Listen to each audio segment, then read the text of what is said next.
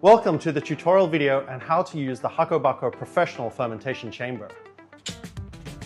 Before we start fermenting, let's get connected.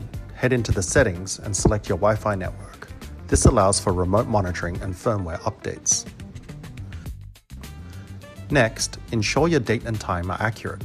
This is vital for your fermentation logs and scheduled programs.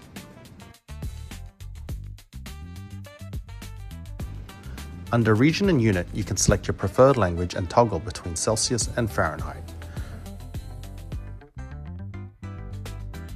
And finally, there is an option for a screensaver. Let's start fermenting. The chamber goes between 2 degrees and 60 degrees.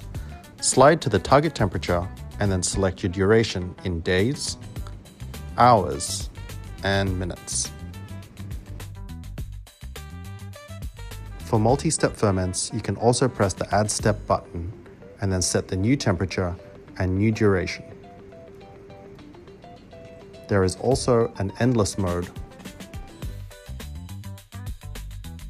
Finally, press the Start button, you can save your program and you're good to go. To load a program, go back into the Settings menu.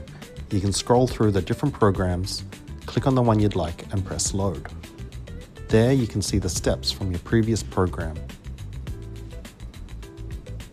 If there's something that you'd like to change, you can change it right there and then on the screen. Press the Start button and you can overwrite the old program.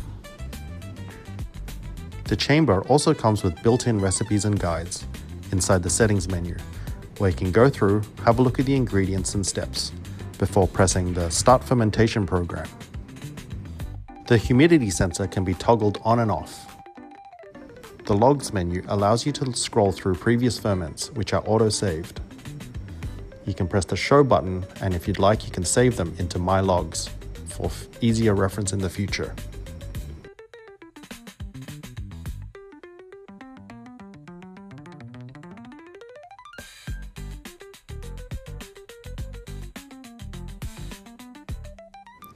The light settings allows you to adjust the brightness on both the screen and the chamber.